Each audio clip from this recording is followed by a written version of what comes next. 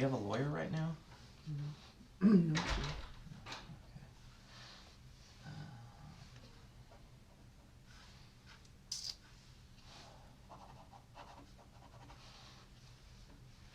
331.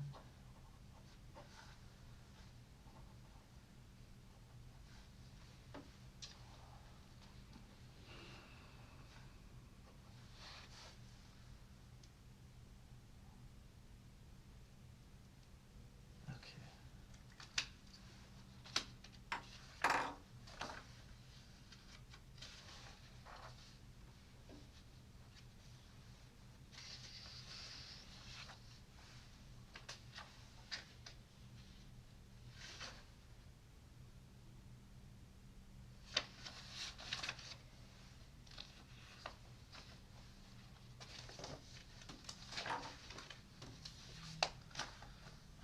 Alright, I'm gonna go over just the COVID stuff. You know, they're gonna want to know that. So, have you traveled from or through any of the locations identified by the CDC as increasing epidemiological risk within the last 14 days? Sure. No. Have you had any close contact with anyone diagnosed with COVID-19 within the last 14 days? No, sir. No? Okay. You don't have a fever, cough, or shortness of breath? Mm. Okay.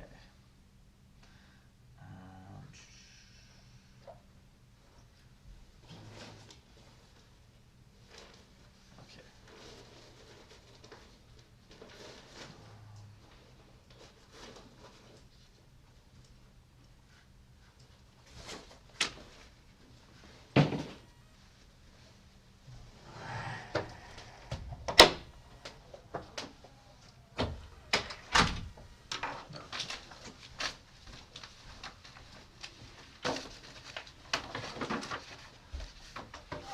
I hate this table in this room.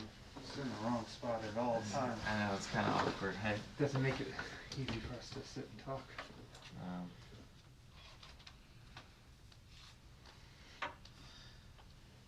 Sorry. Alright, Daniel. Daniel, do you go by Daniel, DJ, or what do you prefer? I guess Danny. Danny? Okay. So just so you know, my name is Enrique Armenta. I'm a special agent with the FBI. Okay? My name's Agent Elias, also special agent. You seem to have a pretty good idea while we're here, right? If you need some tissue or something, just let me know. Okay, we can grab you something. Nope, no sense of crying. I can't be crying what I did. I don't know what's wrong with me. So what I wanted to do is kind of just explain what's happening. Mm-hmm. And then I want to give you an opportunity to kind of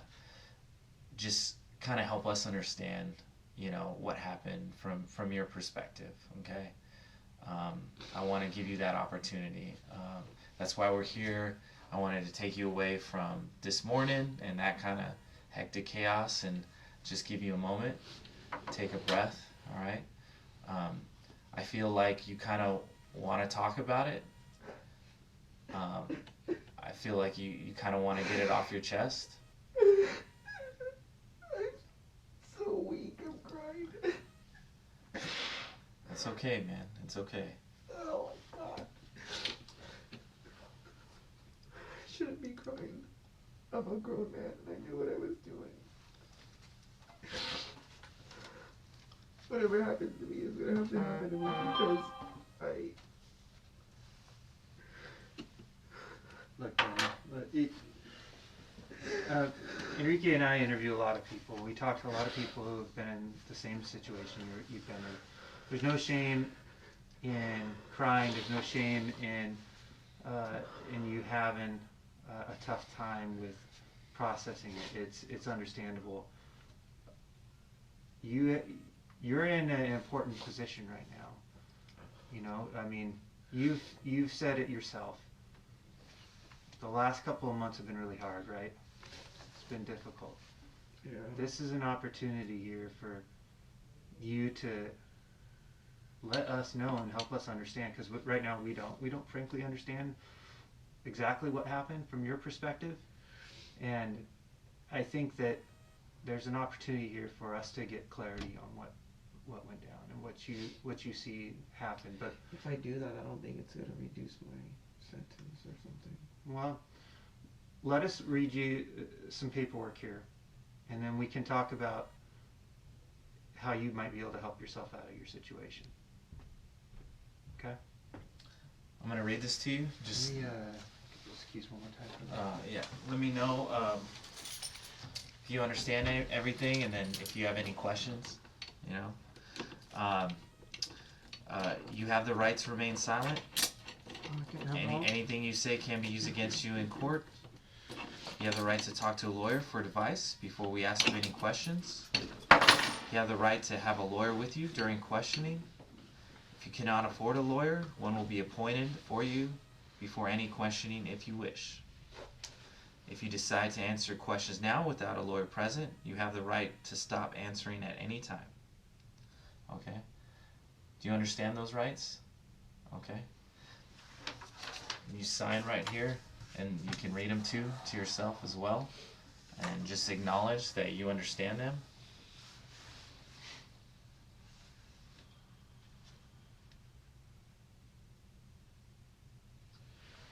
I want to talk to you guys, and in the past, lawyers have always told me, you don't say anything.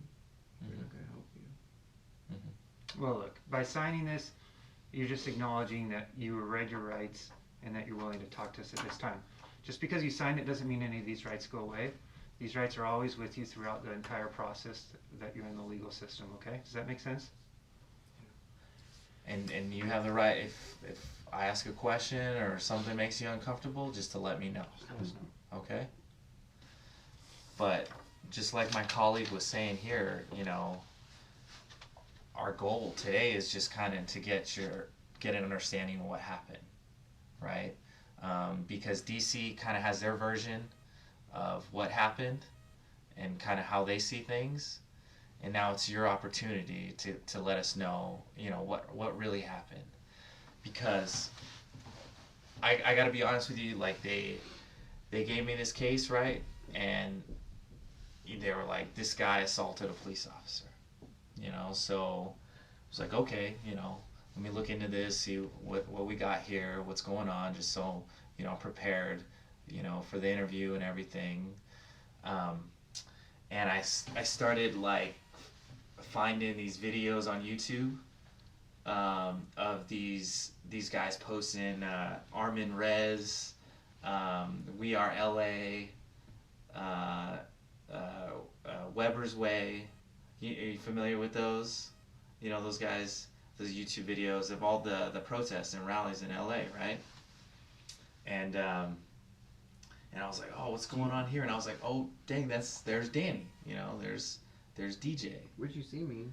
I think there was one in Huntington Beach. There was another one in Hollywood.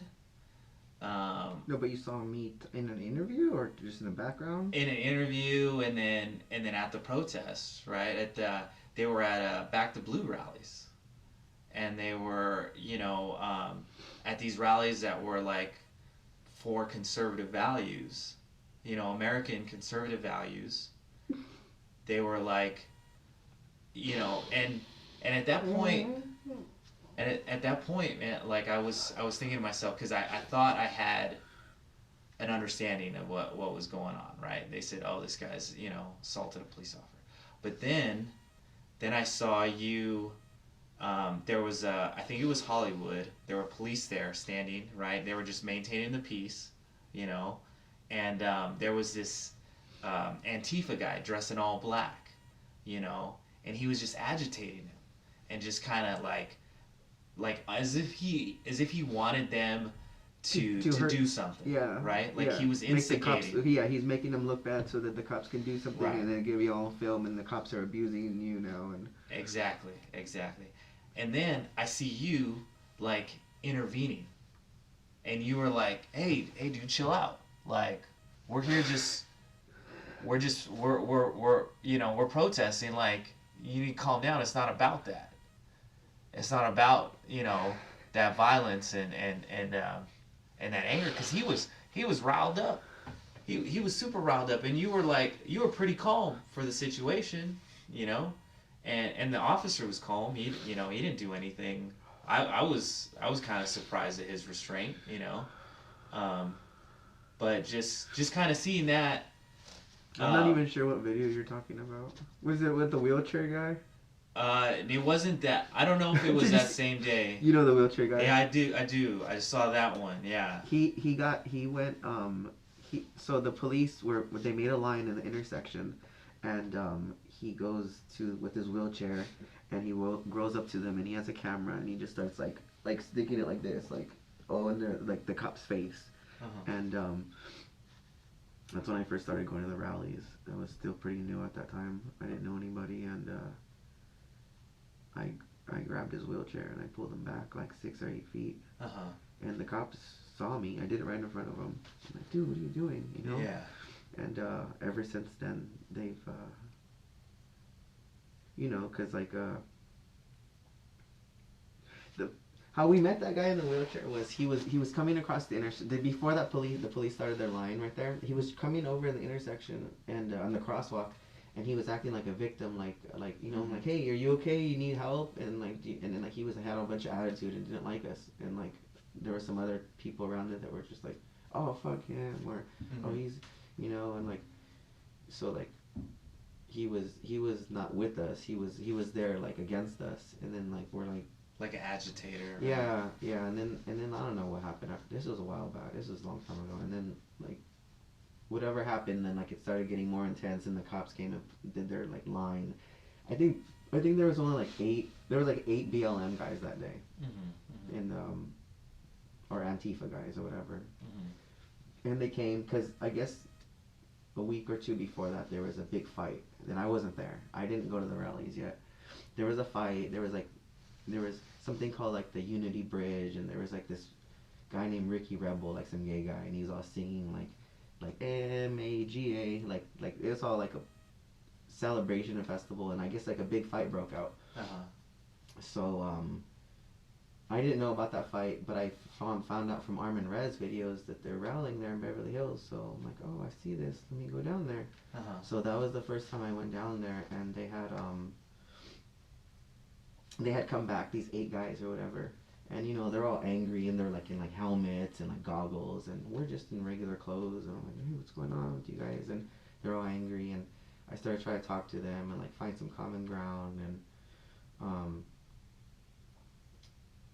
then that wheelchair guy came, and he like wanted to link up with them, like they're like 6 or 7, 8 black guys, and like you know, he's all like, hey, what's up? I seen him, you know, he's like, hey, what's up, guys? Fuck these guys. The cool guys are here. Like, that's what he told them, I think. He's like, oh, the cool guys are here. Yeah, fuck these guys. I don't know. So I told him, I'm like, why don't you suck his dick? And like, you know, I know you guys have seen those videos. They've always been sent to me. I'm like, you know, you're like, oh, you're right there by his dick. Suck it. Pull your mask down. Suck it. So after that, like, that guy just went after me and hated me, and so that's how that happened. So he was aligned with Antifa and BLM, and then they started, like, okay, this guy with the glasses, take his pictures, you know, he's no good. So that's how I got on their radar. Oh, I got it. So then we all got on their radar somehow or some way. What they would do is they would come to the rallies, and they would take pictures of us, and just consistently getting intel on us. Following you to your car, or trying to dox you on social media, your license plate, where you work, your name, your address, whatever. You know, a lot of people I know, you know, they've had that happen to them, and have people come to their house. And one guy got jumped, and some guy named Lewis, he was former Antifa, and then he like saw what was going on, like, this is not what I want to be a part of, and he came to the Trump side, and they jumped him. They really messed him up. He's all scarred. He's got still scars to this day. And yeah, Danny, I think what my partner was about to say. Sorry, it's all right. Yeah. Why don't you finish that thought, because that was a good thought you had. Yeah, no, and I appreciate the story, because just like what you're saying, it's it gives context to those things, that because you're right. You saw the wheelchair. I saw the wheelchair, but it was only a snippet of it, right? It was only like we don't have the whole story, right? That's a big thing with the media and everything. You take little things and so what I'm trying to say is that my best friend, he had a brother that was in a wheelchair and took so much advantage of it, and I like kind of just like, if you're in a wheelchair, okay, like you said, like if you're respectful, polite, or but this guy was like victimizing himself, like I'm a so I was like, oh, you're not gonna do that with me, I'm gonna treat you like normal. Yeah. But he didn't like that, so that's why they came after him, I guess. And that's what I'm saying is when I started watching these videos of you and getting the whole picture of actually who Danny is, you know, I saw that there's like two sides to you. You know, there was this side that kind of DC had, you know, portrayed and showed, you know, and that this is your guy, this is what he did. But then I started looking in, like I said, and I saw this Danny who stood in between this angry guy and a law enforcement officer, just in a t-shirt and his red hat. You know, he wasn't the one with a gun and a baton and handcuffs. You didn't have anything, and you stood in between to protect this trained law enforcement officer, right? Yeah. And even to say something, because like what person nowadays would even say something, right? So many people just ignore and look the other way when they see, you know, like these wrongdoings, right? Yeah. But you actually had the guts to say something to that guy and to put yourself, you know, in that position, in that uncomfortable position. Did you see the day that they all came, like 200 of them, and I stood in the street? Mm-hmm. Yeah. You saw that? Mm-hmm. And so I think that's kind of what I'm trying to like understand. I don't know what happened either. Is I want to know that Danny though. I want to know that Danny that, you know, that kind of intervened in that situation, and I want to know how that Danny got to January 6th.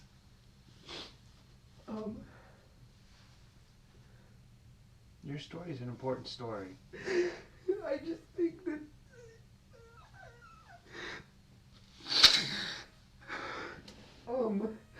I don't want to seem crazy or like a conspiracy theorist, because you guys it's gonna come out and I'm gonna get locked up because like I believe this and it's gonna put me in jail. Well, look, we've done this for a long time. We've talked to, like I told you, we talked to a lot of people, and a lot of people are worried about being judged when they talk to law enforcement, that we're gonna have an opinion.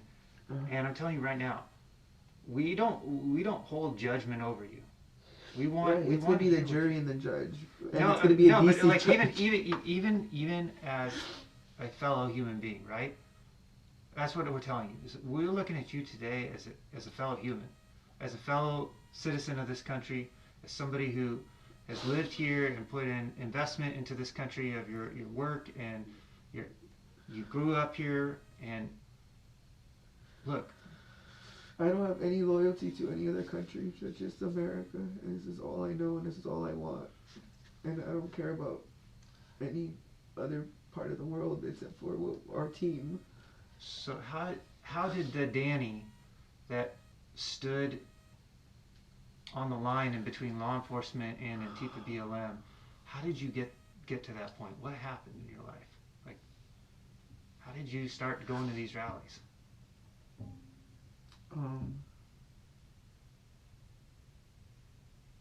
Infowars.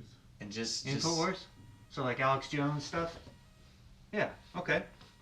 Yeah, he's been around a long time. I know lots of people listen to Alex Jones. Alex Jones has some good information. He's got